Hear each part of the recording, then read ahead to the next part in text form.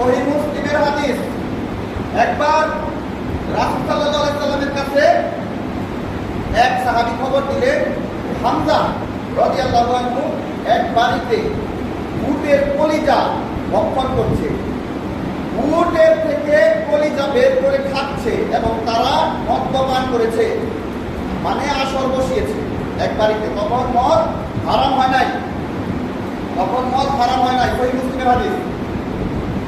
তখন রাসূল সাল্লাল্লাহু আলাইহি সাল্লাম গেলেন ওই জায়গায় গিয়ে দাঁড়ালেন।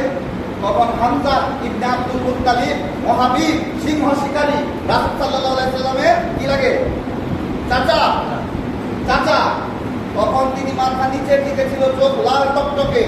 তখন চোখ বন্ধ করে শুধুমাত্র রাসূল সাল্লাল্লাহু আলাইহি সাল্লামের দিকে ধীরে ধীরে মাথা তুললেন এবং বললেন, তুমি তো আমার পিতার গোলাম ব্যতীত কিছু নও। রাসূল সাল্লাল্লাহু আলাইহি সাল্লামকে যখন তিনি এই কথা বললেন, তখন রাসূল সাল্লাল্লাহু আলাইহি সাল্লাম কিছু না বলে ওখান থেকে বেরিয়ে গেলেন।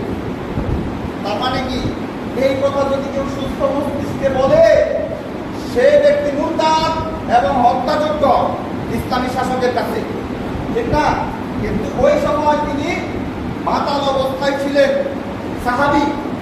সাহাবী মাতাল অবস্থায় ছিলেন। তার শ্রেষ্ঠ সাহাবী শহীদ, রাসূল সাল্লাল্লাহু আলাইহি ওয়াসাল্লাম তার জন্য কেঁদেছেন।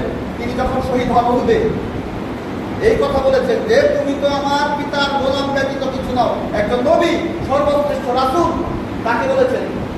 তারপরে রাসূল সাল্লাল্লাহু আলাইহি ওয়াসাল্লাম কিছু বলেননি, কারণ তিনি জানেন যে তিনি এই মুহূর্তে হুঁশে নেই। তারপরে 3 স্তরে মদকে হারাম করা হলো।